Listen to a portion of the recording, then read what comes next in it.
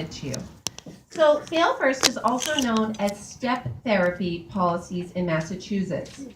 Fail first occurs when a person's insurance company denies coverage of a prescribed medication until that individual has proven or failed on medications decided by the insurer.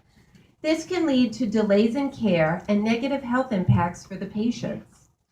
NORD will be scheduling legislative visits with members of the Joint Committee on Healthcare Finance to ask them to include step therapy protections as part of their health reform bill. We are lucky to have NORD represented here today. Many of you may have seen Michaela Fracalasi. Michaela, there you go, give a little wave. So Michaela is our staff representative from NORD, and we also have the co-ambassadors from Massachusetts for NORD, Alan Holbrook and Jen Melanson. Thank you very much. Thank you for coming today. You will find them along with information from NORD about participating in legislative visits at their resource table on your way out today. How many of you received your zebra bags already? Those of you with your paddles, wonderful. Did you know that it was Dr. Theodore Woodward, who was a professor at the University of Maryland School of Medicine in the late 1940s, when he told his medical interns, when you hear hoofbeats, think horses, not zebras. And he was trying to coach his interns, think about the most likely cause for your patient's illness. But we're here today thinking about the millions of individuals worldwide pounding the ground with the hoof print of the zebra. Today is about them. Today is about expecting the unexpected. At this time, I want to draw your attention to some of the beautiful portraits that are around the room today. These are portraits of children living with rare diseases. They have been donated or loaned to us by the Rare Disease United Foundation. What I love about these portraits is that when I look at them, what I see is the smiles and the happiness. What I notice first is the child in the portrait. What I feel is the connection. So often, rare diseases, when rare disease is mentioned in the media, folks who are not affected or think they're not affected by a rare disease might say, rare, that's not about me, and turn the channel. What we need to do is help to make the conversation more easily accessible. One of the ways that we can do that is through the power of the arts, as seen here by the portraits, and also as exemplified by the recipients of our 2018 Rare Awareness Award. You know, we need to share the issues that come up about rare diseases in many venues and in many different ways. But how can that be done? How can we harness the power of the rare experience? How can we bring the struggle and resilience of patients and families to life in a way that connects them instantly to others? Well, you could bring them to the movies. Well, that is what Bo Bigelow and Daniel DeFabio did when they created Disorder, the first rare disease film festival. It wasn't their first time in the spotlight for rare disease awareness, but it may just be their biggest stage so far. Bo Bigelow is a rare dad who made national news when he used Reddit and social media to find a diagnosis for the genetic disorder his daughter faces. Bo hosts the podcast Stronger Every Day and has written a book of the same name. He co-founded Maine Rare and was the state leader for Rare Disease Day in Maine for NORD and is an attorney. Daniel DeFabio is a rare dad who has written about the rare disorder Menkes disease for the mighty, with one story winning the 2015 Rare Patient Story Award from Global Genes. He made a documentary on Menkes syndrome narrated by Oscar nominee Mary McDaniel. In 2008, he founded the Ballston Spa Film Festival. And we will now watch a trailer of their film festival, Disordered. We wanted to create a space where rare disease families could share their stories on the big screen and face-to-face. Stories not only of unbelievable struggles, but of unexpected breakthroughs, of difficult journeys and determined champions. And we wanted to share those stories, not just with the general public, but with some of the leading minds in rare disease research. We want to increase awareness, of course, but we also want to start conversations and make connections. The research going on into one disorder could very likely translate to another. But the first step is knowing what we have in common and what makes us rare.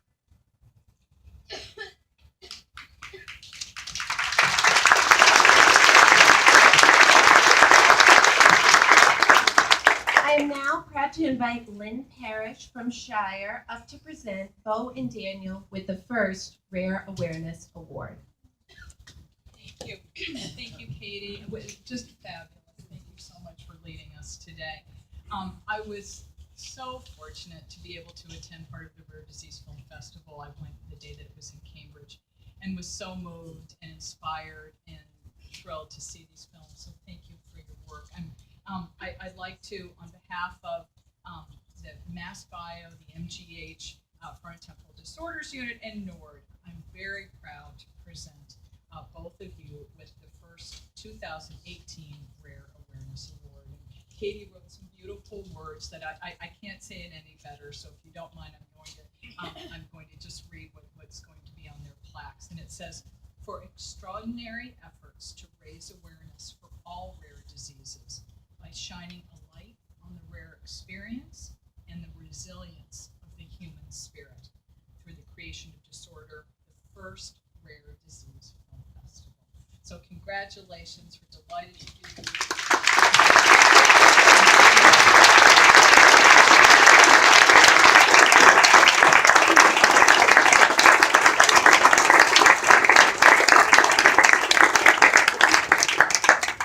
If you don't mind, we're going to do a quick photo, and then the gentleman would like to say a few things.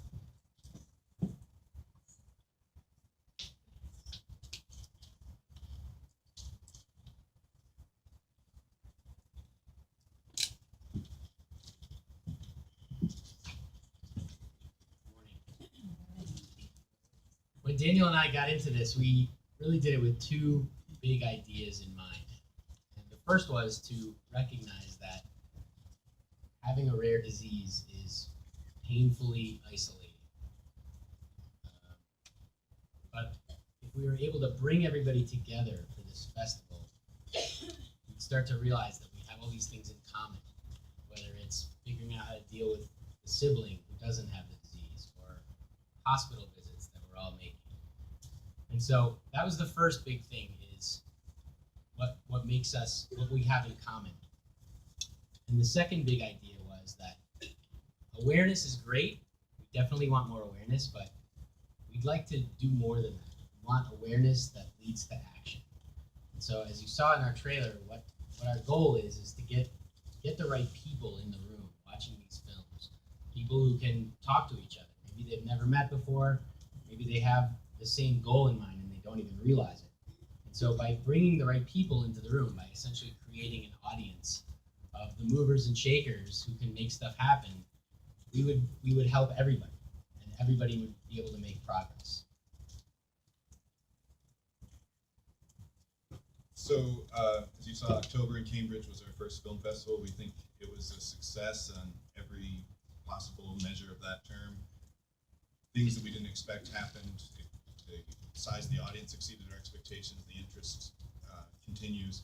And the number one question of interest is, when are we doing it again? And I can tell you, unfortunately, it's not in 2018.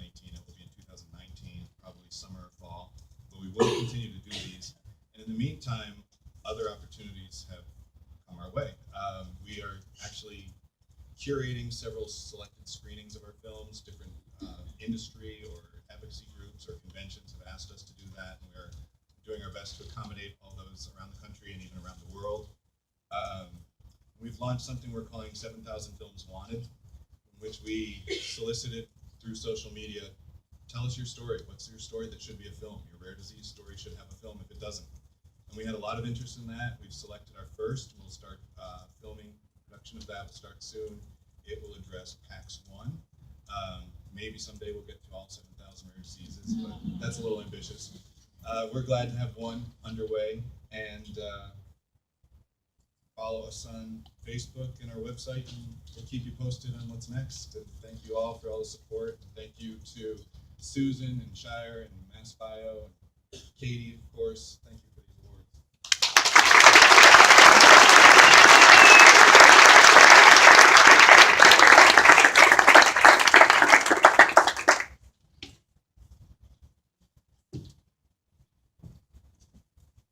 Daniel, I know that if you want 7,000 films, you'll get them. So I have full confidence.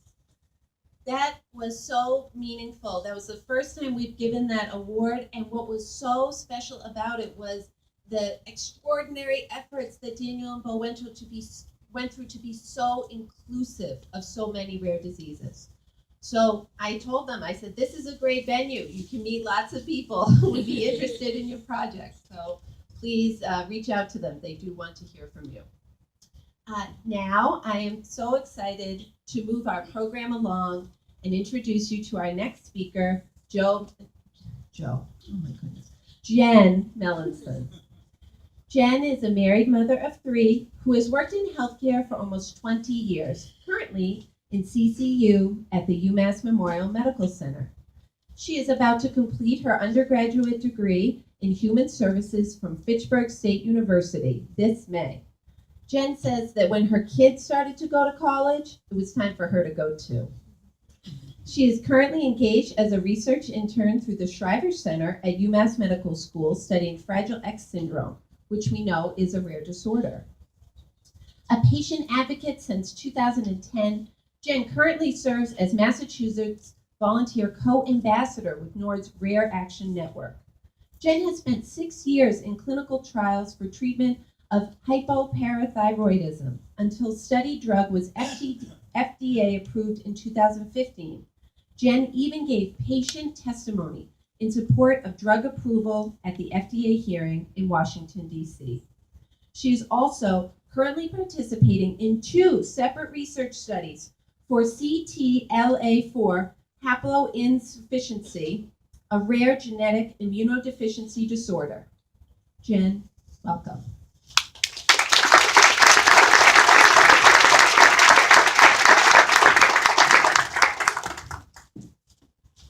Thanks, Katie, for that great introduction. I kind of wish my kids were here to hear it, so I could say, kind of okay, right? This is my 4th Rare Disease Day here in Massachusetts, and I'm looking at this room, and it's just incredible. So thank you all for being here. And thank you to Katie and to Susan for organizing this day. You guys are the heart and soul behind this, so thank you. So when I heard that the theme of this year's Rare Disease Day centered around research, with a focus on diagnosis, I thought I knew exactly what I would speak about today. I figured I'd come up here and I'd tell you all about how I spent 6 years in clinical trials to test a new treatment for my rare disease hypoparathyroidism. I would explain how I spent the first 5 years after my diagnosis debilitated with this disease, which causes low calcium levels in the body, resulting in muscle spasms, weakness, cramping, fatigue, cognitive impairment, just to name a few symptoms. I described the difficulties that I had finding a physician who was experienced with treating this disease and how the disease impacted my family life, my work life, and my social life. I would explain the trepidation I felt at traveling to Bethesda, Maryland on my own to begin my first clinical trial at the National Institutes of Health, where I would spend at least 2 weeks hospitalized away from my family. And I would describe how that experience changed my life, what a difference it made to finally be under the care of an experienced and compassionate physician, and to receive a treatment that virtually restored me to my pre-rare disease self. When the NIH trial ended after 6 months, the study doctor helped me find another clinical trial, an experienced hypoparathyroidism physician here in Boston at Mass General Hospital. I spent 5 more years in clinical trials at MGH until my study drug went to the FDA for approval, and as you heard Katie say, I traveled to Washington, D.C. and gave patient support for that drug at the approval hearing.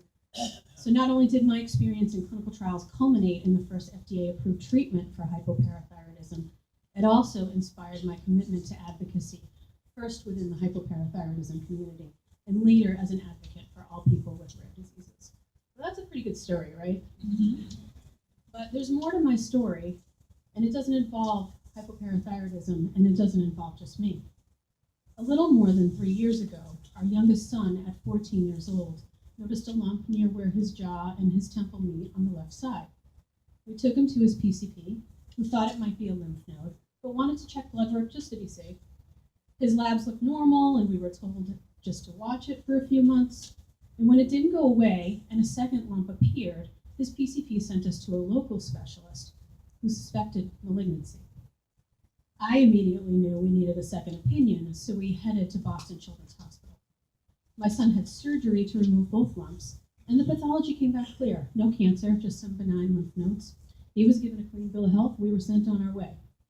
But 4 months later, he discovered more lumps, this time in his neck and clavicle area.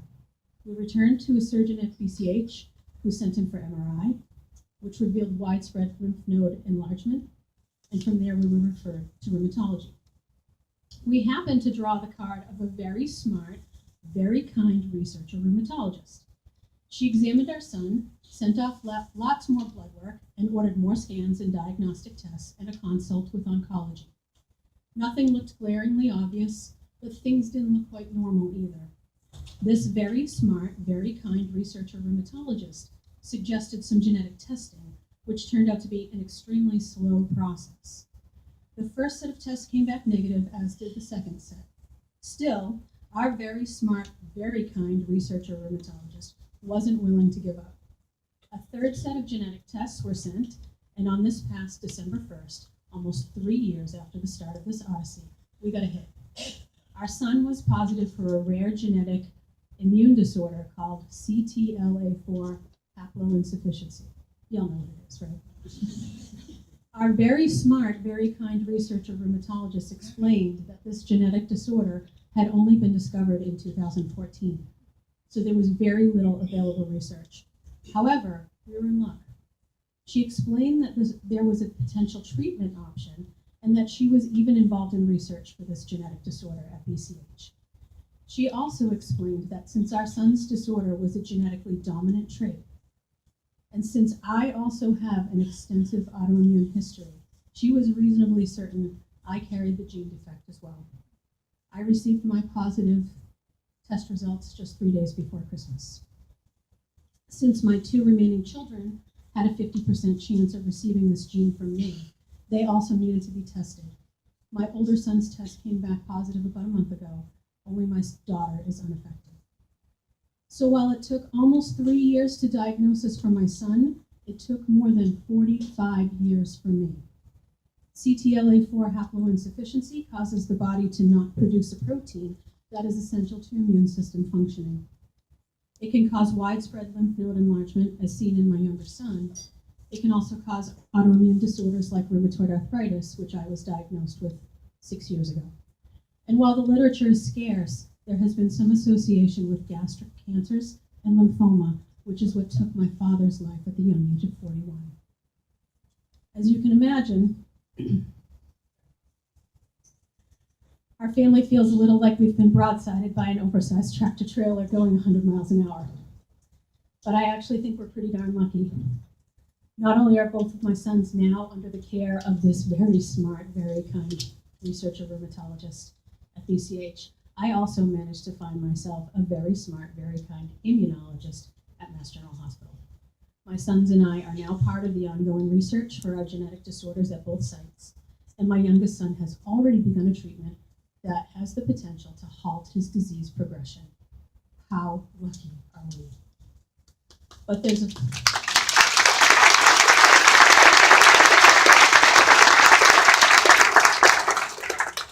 a whole lot more than luck involved. Without research, we would have never known what was wrong with my younger son. And we certainly would have never identified that my older son, who remains without symptoms, has a genetic disorder. In 2012, I became seriously ill, was in heart failure, and was hospitalized. Despite extensive testing, physicians could never identify the cause, and I was ultimately diagnosed with rheumatoid arthritis. We now know my illness was caused by CTLA4 haploinsufficiency, a full 2 years before researchers had ever even discovered it. Research has been the key to our family's diagnosis, and it remains the best hope for anyone who is undiagnosed. Speaking of hope, I wear a necklace with a little silver disc, and it has the word hope stamped on it. I got it a little over a year ago, right around the time we took our son to the Jimmy Fund Clinic at Dana-Farber to meet with an oncologist. And let me tell you, it is a special kind of awful to be told that your child may have cancer. I had a hard time finding hope back then. I needed a tangible reminder, something I could physically hold on to, so I had this necklace made. But as great as this little silver disc is for reminding me that there's always hope, it is nothing compared to the diagnosis and treatment potential we've received through research. Rare disease patients and families absolutely need the hope that comes with research. For many, especially the undiagnosed, it's the only hope that they have. Thank you.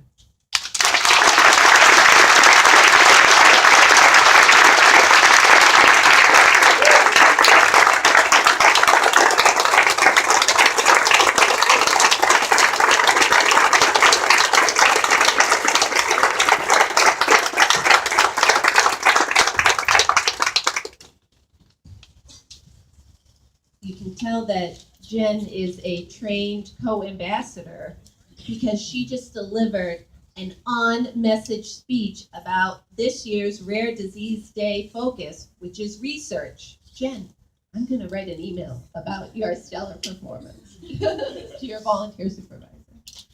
Thank you for that. Thank you. I heard you talking about your very smart, very kind physicians. But the thing that I also heard is that they helped you to name that enemy that was attacking your family. And the more that we can learn about our enemies, the more that we can fight back against them. And by coming together today, we remember that alone we are rare. Come on. Alone we are rare. Together we are strong. And we're all here for you, Jen. Thank you for that. Our next speaker is Michelle Hurst. She is a surgical pathologist and the chief of the Genitourinary Pathology Service at Brigham and Women's Hospital. Michelle and her husband Michael stay busy in Milton with 5 children between them, ranging in ages from 12 to 43. Their family became actively involved with neurofibromatosis. I told Michelle I could say it. Neurofibromatosis Northeast, NF Incorporated, NE, in 2010 after their 12-year-old daughter Riley, aka Rue, was diagnosed with NF type 1. Riley has many specialists at Children's Hospital in Boston, and Michelle has ridden in all 7 Coast to the Cure NF bike rides and has personally raised just under $112,000 in total for NF Incorporated New England. Let's give a round of applause to Michelle.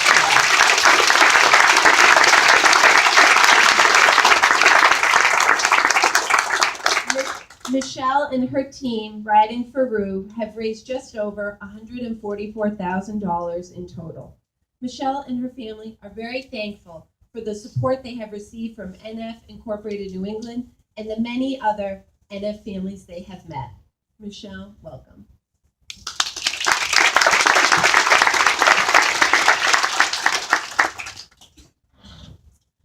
Good morning, Katie. Thank you so much for that nice introduction. And I would also like to thank, of course, MassBio, the organizing committee, and especially Susan Martin for asking me to speak with all of you today. Although I will talk mostly about my daughter Riley, who has the genetic disorder neurofibromatosis type 1, also referred to as NF1. Please know that I am here on behalf of all of those affected by NF1, NF type 2, schwannomatosis, and anyone who is affected or family member who is dealing with someone with a rare disease. My story is just one, but I am sincerely aware that rare disease represents a large heterogeneous group of disorders that are all in need of greater awareness, more funding, more research, better treatment options, and better clinical outcomes.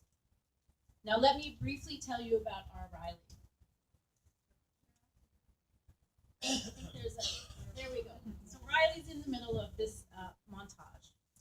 So Riley is my superstar. She's a humble yet crazy independent kid who would give the shirt off her back to anyone in need.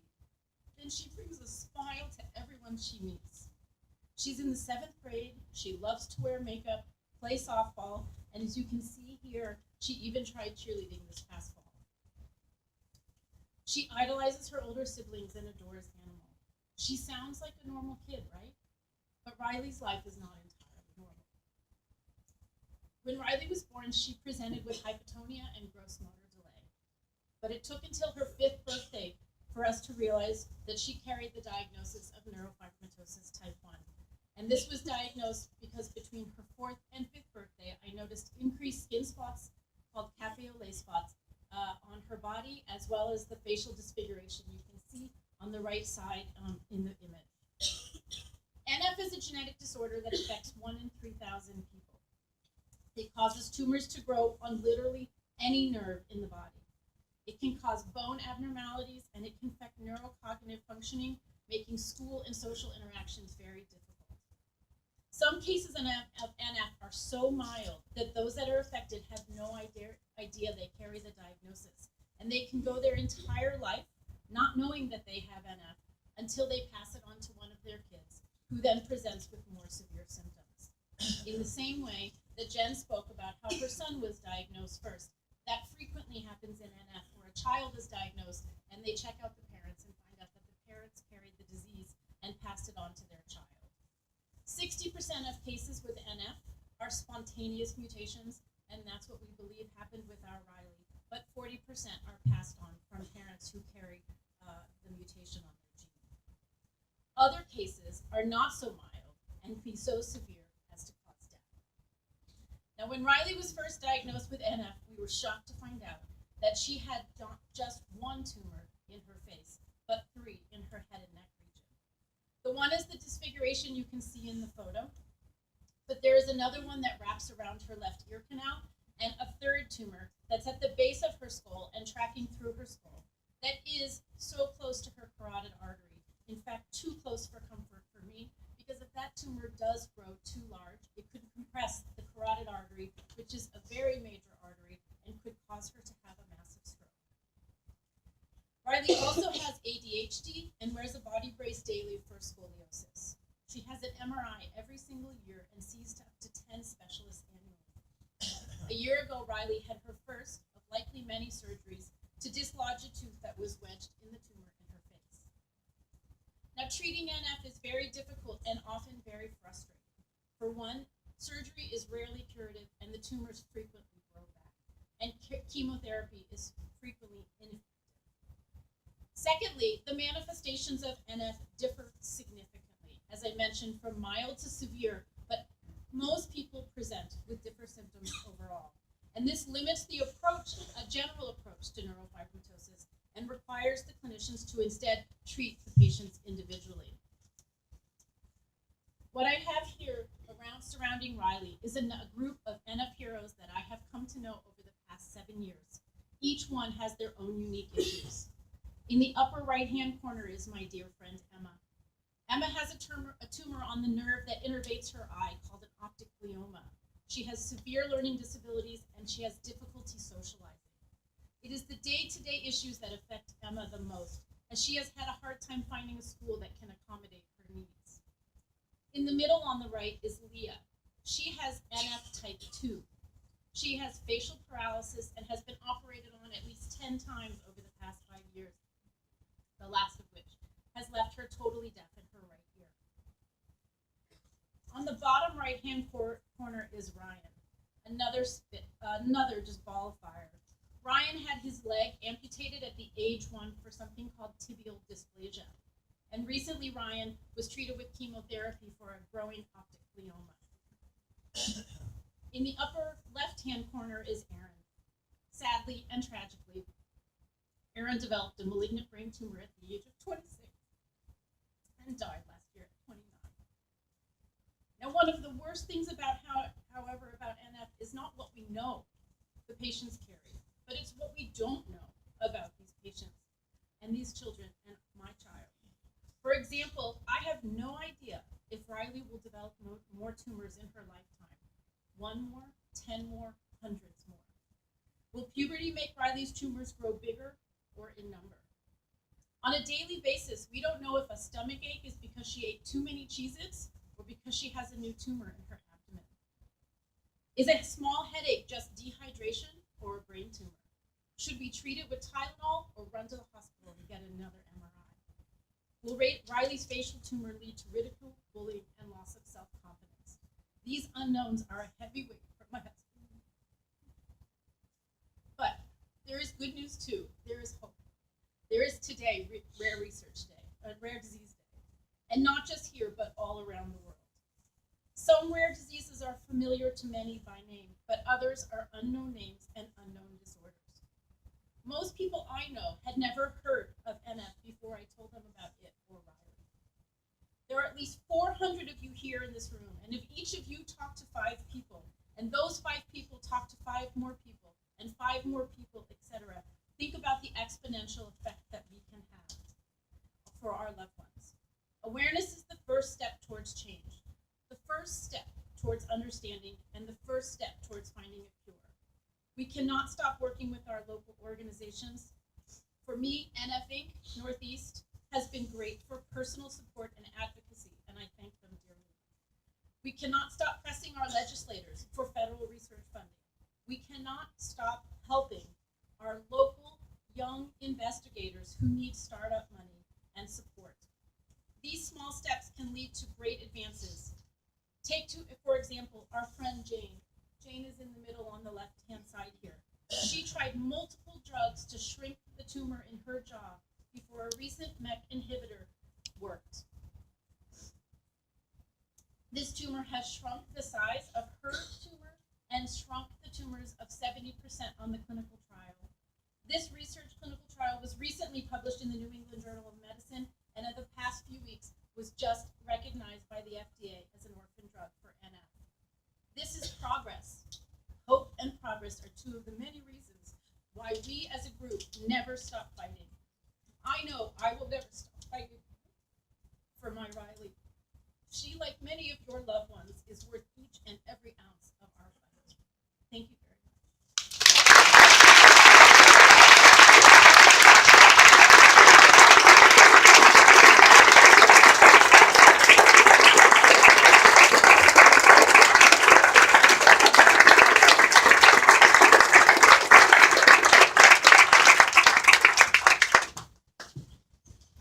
Thank you, Michelle.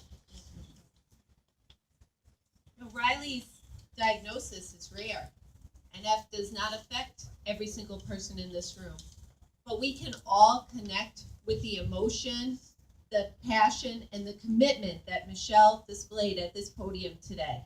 When you love somebody, there is nothing that can stand in your way to showing how that fight inside you will keep you going, will keep us all going, to advocate, to continue to raise awareness, funds, and hope that the diagnosis of today will be a cure for tomorrow. Thank you, Michelle. Our next speaker is Rich Kennedy. Rich is the founder and co-owner of Kennedy Brothers Physical Therapy.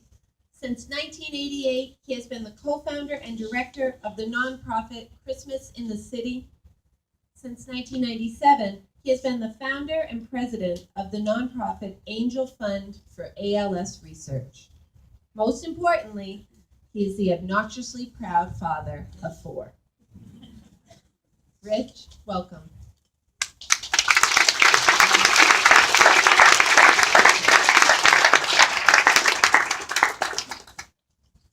Obnoxiously proud is a term I stole from my mother. I want to tell you my story as quickly as I can about ALS. ALS is something I've been fighting tooth and nail for just about half of my lifetime. All the way back in 1988, shortly after my dad at age 65 had retired, he was diagnosed with brain tumors. Surgically and then with chemotherapy and radiation was treated for the brain tumors, and when he didn't get better, they looked much further and ultimately came up with the diagnosis of ALS. Kind of snuck up on us and we had attributed everything thus far to his brain tumors and recovery from the surgery. Well, a month later, he passed away. We got the news from his neurologist, who was terrific with brain tumors, that the rest of the family had nothing to worry about because there was nothing genetically involved with ALS. Fast forward about 5 years. Now, I'm one of 9, and my youngest brother, Jimmy, started having weakness. Again, think of that same message that we had nothing to worry about. They went through the exhaustive process. This is after Jimmy had graduated from law school, gotten married, his wife was newly pregnant, and they had just bought a house in suburban Washington, D.C. Well, Johns Hopkins, when they found out about his family history, they said, you should have told us that. You could have saved us an awful lot of trouble because, in fact, what you've got is ALS. This lit a fire under me for 2 reasons. Because over 3 years, I got to watch the horrifying details of ALS and what ALS does. It's been described as being a witness to your own funeral. Your intelligence stays intact as your body shrinks, shrivels, and ultimately dies. Jimmy was diagnosed at 28, and at 31, he was gone. Shortly after that, with some like-minded people, I decided enough's enough, and we've got to do something. Self-servingly, I had 2 kids at the time, and now I have 4. Knowing that they and the rest of my family were somewhat susceptible to this. Turns out that 50% of them are susceptible to this. So we started an organization we ultimately called the Angel Fund. And the idea was unique for 2 reasons. It was discretionary research. So my job was to find the best researcher around. I thank God every day that I grew up around Boston, but of course he was at Mass General at the time. Dr. Bob Brown is now at UMass Medical. We decided that we would fund discretionary research, meaning that this guy didn't need to prove anything to us. If he had a good idea, we wanted to fund that and get some traction. Going all the way back 22 years, you can imagine some of the frustrations that I went through, begging for dollars, begging for nickels and dimes, because we had a quote-unquote orphan disease we were dealing with. Money didn't go to orphan diseases because drug companies couldn't make money off that. But we persevered. I God bless Dr. Brown every day for the memo I met him. And over this time, what we've done is we've gone and we've raised just over $15 million to fund his research.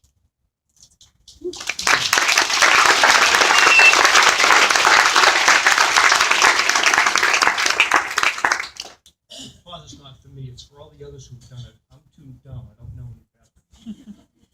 Anyway, going forward with this, I wish I had you people 20 years ago. It's phenomenal to see just what is going on and what is happening with this. Now, just about almost 2 years ago, training for my 32nd Boston Marathon, I felt the weakness in my left leg. And you can imagine, folks, there was kind of a black cloud always over my head that I did my best to ignore. Well, 9 miles into what should have been a 23-mile run, I couldn't run anymore and had a long walk home. I kind of knew what was happening. Sure enough, 2 weeks later came the diagnosis, the fact that I had ALS. Don't feel bad for me, because number 1, my dad never had a chance. He was given a death sentence. My brother Jimmy never had a chance, given a death sentence. The 100 or so patients that I've treated as a physical therapist passed away, never had a chance. A day like today is so phenomenal that I can stand up and tell you people here who are so concerned with cases like mine that the best thing you can give someone with a diagnosis of ALS, or neurofibromatosis, or anything else, that there's hope. You hand them optimism. Why am I so happy every day? Because of this optimism. As early as this summer, I very likely will be the first patient to undergo what we call C9 gene silencing. It's a first step. Will it save me? It just might. But it's going to save the 2 of my 4 kids who are carrying the same trait that I am. my dozens of nieces and nephews who again are closing down with the same thing. So specifically, Susan, thank you. Katie, thank you. Hate to say it to you, Bob, but thank you. Thank you, my friend. This is absolutely phenomenal. And I'm going to leave here even more optimistic than when I came in. So thank you all for all that you're doing. Thank you for being here, and thank you for listening.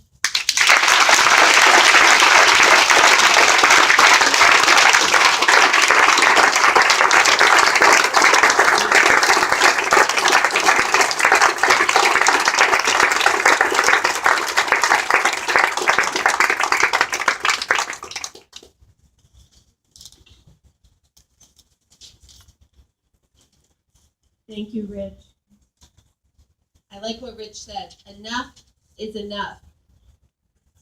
We can't have doctors only looking for horses. We need to turn the pitter-patter of the zebra into a stampede that cannot be ignored. Today, I want you to carry your zebra swag with pride. And tonight, when the sun goes down, look to the Zachem Bridge and see the colors of an international movement, reminding us that alone we are rare, together we are strong. Thank you. Now, nobody move. I have two things that I need your help with. The first is, look at this room. Look at all of us here. We are going to try to capture this with our photographer, Sean's help.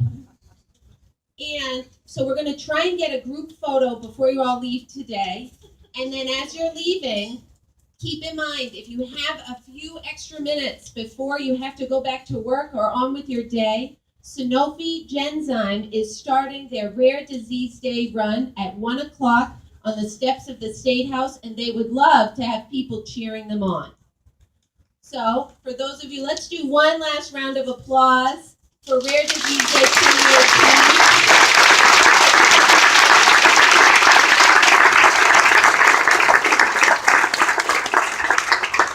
Everyone who has a zebra bag, reach inside and you have a Rare Disease Day paddle. We're going to use that as a prop for our photo. Sean, give a wave. You're in the corner. Sean has asked that as many people as possible move to this side of the room. Let's move towards Sean. Stand up and face the, I don't know if that's the east or the west side window. I really don't know. We're going to take a photo and then go on with our day. Thank you all. Let's all look towards Sean. Thank you.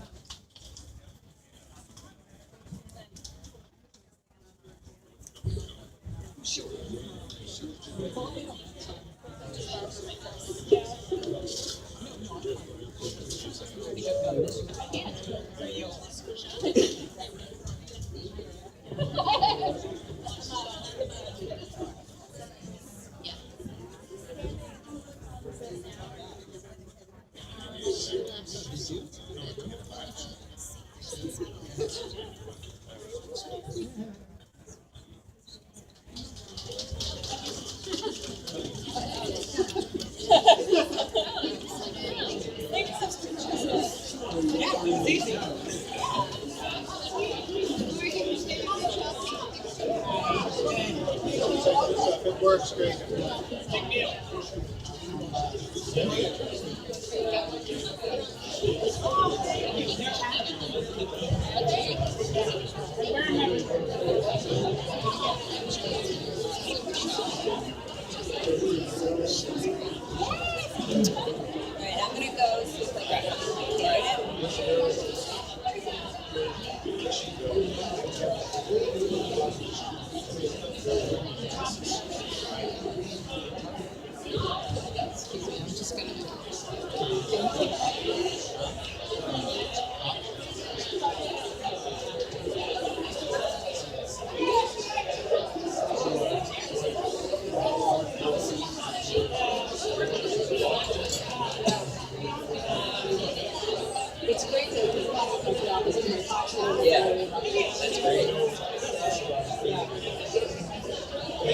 I don't know if you're sitting. Hey, pal. Good. How are you?